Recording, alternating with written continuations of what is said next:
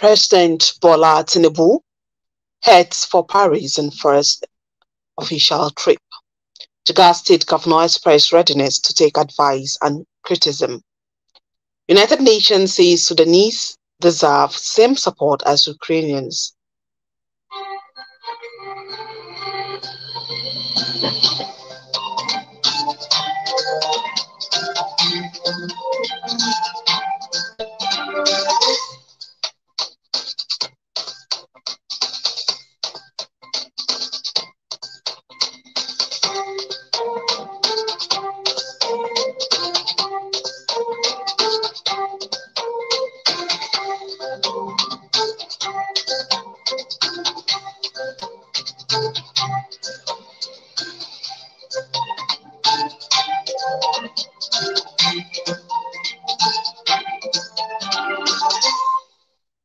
Today is first Zulhijjah 1444 after the Hijrah of the Prophet Muhammad sallallahu alaihi wasallam, which is equivalent to 19th June 2023. I am Salamatun Al-Liman with the news and full. President Bola Ahmed Tinubu to join world leaders in Paris on Thursday to review and sign a new global financial pact that places vulnerable countries on priority list for support and investment. The special advisor to the President on Special Duties, Communication and Strategy, Dele Alake, announced this in a statement released today on the first official trip. The President will be accompanied by members of the Presidential Policy Advisory Council and senior government officials to the summit, following devastating impact of climate change, energy crisis, and after effect of the COVID-19 pandemic. The summit, which will be hosted by President Emmanuel Macron of France, will be held at Place Brongniart. The President and other global leaders, multilateral institutions, financial experts, and economists will take a more holistic look at the recovery of economies from the impact of COVID-19 pandemic and rising cases of poverty with a view to providing access to finance and investment that will leverage inclusive growth. Tinubu will return to Abuja on Saturday. Still under President Bola Tinubu, he has received in audience business tycoon Aliko Dangote and co-chair of the Bill and Melinda Gates Foundation, Bill Gates, at the State House in Abuja. The visit is part of the Gates Foundation's commitment to working closely with communities and leaders to support innovation. Expected also to be discussed at the meeting, which is holding behind closed doors, are issues of global health and development, even as they concern Nigeria within the community of nations. In the weeks following his inauguration as President of Nigeria, Asiwaju Bola Tinubu has continued to receive in audience various prominent guests in Aso Rock. Earlier today, he met with the United States Assistant Secretary of the State Bureau of Energy Resources, Ambassador Godfrey Piat, as well as the GCEO NNPC, Melikolu Kyari. The Academic Staff Union of Universities, ASU, has further expressed concerns over the planned student loan, saying beneficiaries of such initiative in other countries were committing suicide as a result of debts. The union therefore asks President Bola Tinubu to change the newly assented Students' Loan Act to grant for poor students. ASU National President Professor Emmanuel Osadike gave the advice on Channels Television Politics show. Tinubu signed the student loan bill into law last week. The law provides for interest-free loans to poor Nigerian students. The loan repayment starts 2 years after the beneficiary completes the National Youth Service Corps. However, ASU President said the policy is not sustainable. ASU President also said the conditions for the loan are not practicable. He said more than 90% of students won't meet the requirements to access the loan. While calling on the President to take another look at the new law, Osadike also asked him to probe the activity of the Tertiary Education Trust Fund, TED Fund.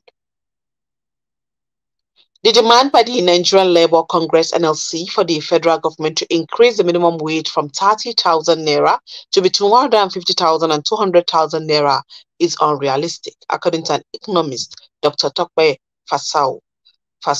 Fasua said these on Channels Television were also hitting out at the NLC for making such an outrageous demand as minimum wage for Nigerian workers. The NLC and the Trade Union Congress of Nigeria, TUC, recommended palliative for workers and vulnerable groups to ameliorate the harsh effect of fuel subsidy removal by President Ahmed Bola Tinubu. The TUC in particular demanded that minimum wage should be increased from its current 30,000 naira to 200,000 naira before the end of June 2023, with consequential adjustment on cost of living allowance like feeding, transport, and housing, among others. Suspected bandits have killed a traditional title holder, the Ardo of Brini and Kewaye of Zazzau Emirate, Shaibu Muhammad, and his 4 children. The incident occurred on Saturday night at about 10 p.m. in Orai village of Zaria local government area, Kaduna State. The bandits, numbering 5, also rustled 100 cows belonging to the deceased. The wife of the deceased, Malama Halima Shaibu, told newsmen after the funeral of the victims that the bandits shot her husband in the head. The only survivor of the attack among the Ardo's children, Abdurrahman Shoaibu, said the bandits shot 2 other people on their way out of the village. When contacted, spokesperson of the State Police Command, DSP, Muhammad Jaligi, said he was yet to be briefed on the incident. The news is coming to you from the studios of Saba Radio. More is after the short break. Stay tuned.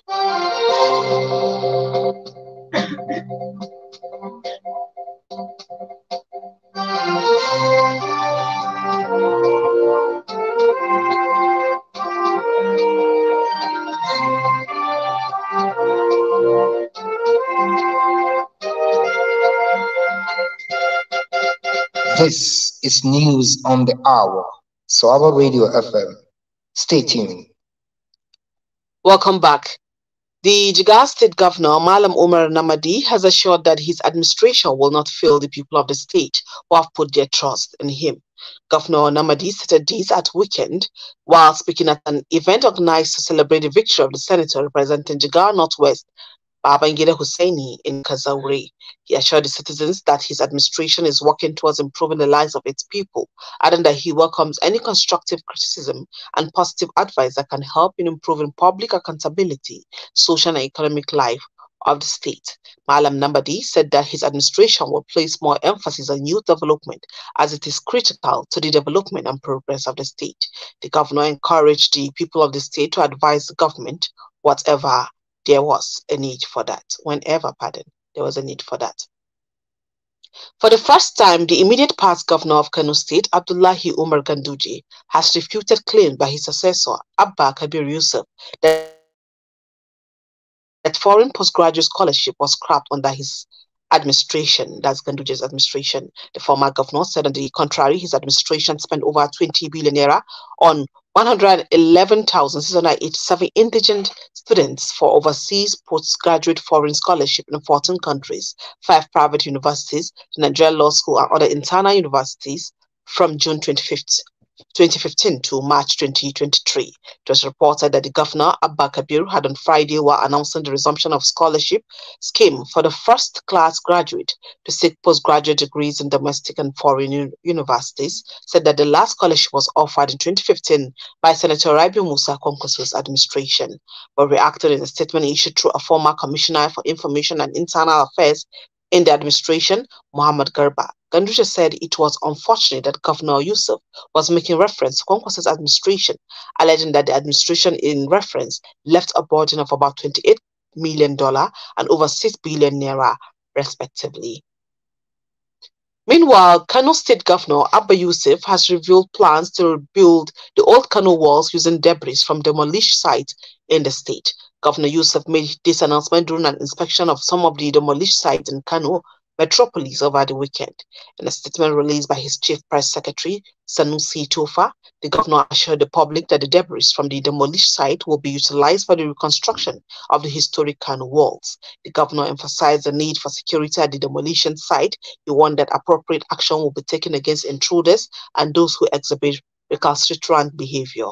During the inspection, Yusuf expressed his vision for the rehabilitation of the Kano city walls. The governor also called upon the residents of Kano to remain law-abiding and to report any suspicious movement to the security agencies. He emphasized the importance of maintaining peace and stability in the state.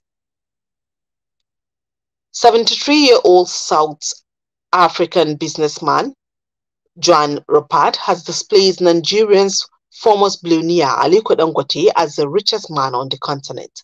Joan Rupert, whose net worth is estimated at $12 billion, was named by Forbes magazine in its real-time global billionaires ranking, while Dangote trails behind with a net worth of $10.8 billion. Rupert's wealth primarily emanates from his ownership in Sia Francia Richmond, a prominent luxury goods manufacturer and retailer, along with strategic investment in Rimgrow and Rennet. Dangote's net worth reportedly took a massive dip due to the naira depreciation caused by the Central Bank of Nigeria's decision to auction the dollar at a relatively lower rate than the official market price. The United Nations Secretary General Antonio Guterres will open an international donors conference on Sudan in Geneva today as a 72-hour ceasefire between the country's warring faction enters its second day. United Nations is organizing the event in conjunction with Qatar, Saudi Arabia, Egypt, and Germany. Dominic Hyde from the United Nations Refugee Agency says the Sudanese should receive the same support as was seen for Ukrainians, Afghans, or Syrians. Sudan was meanwhile reportedly completely calm on Sunday, the first day of a new 72-hour ceasefire between the army and the paramilitary Rapid Support Forces, RSF. The United Nations said 1.7 million people were internally displaced in Sudan as a result of the conflict. In another news, the Ugandan authorities say they have arrested 3 people in connection with an attack on a school on Friday in which about 40 people were killed. Most of the victims were students at the Lubiria school in the western town of Pondiwi. Many were burnt to death in their dormitory. The Nigerian Meteorological Agency, NIMET, has predicted cloudiness and thunderstorm from Monday to Wednesday across the country. NIMET's weather outlook release predicted a cloudy atmosphere on Monday with patches of clouds over the northern region with prospect of morning thunderstorm over parts of Adamawa, Kaduna, and Taraba states. NIMET forecast thunderstorm over parts of Sokoto, Zamfara, Borno, Taraba, Adamawa, Kaduna, Kano, Katsina, Bauchi, Jigawa, Gombe, and Kebbi states later in the day. The agency anticipated a sunny atmosphere on Tuesday with the patches of cloud over the northern region and the prospect of morning thunderstorm over parts of Sokoto, Kebbi, Taraba, and Adamawa states. It predicted thunderstorm over parts of Katsina, Kaduna, Borno, Adamawa, and Taraba State later in the day with thunderstorm over parts of Nasarawa and Kogi states. More so, the agency predicted thunderstorm over parts of Sokoto, Zamfara, Kebbi, Katsina, Kano, Jigawa, Yobe, Borno, Taraba, and Adamawa State later today. That has been the news, but before I go, a recap of the major stories. From the news warhead, President Bola Tinubu heads for Paris in his first official trip. Jigawa State Governor expressed readiness to take advice and criticism. United Nations says Sudanese deserve same support as Ukrainians. That has been the news on the news department. Our editor Lukman Dahiru, our content announcer Salma Adam Iko. I am Salam Tunut Liman saying good night.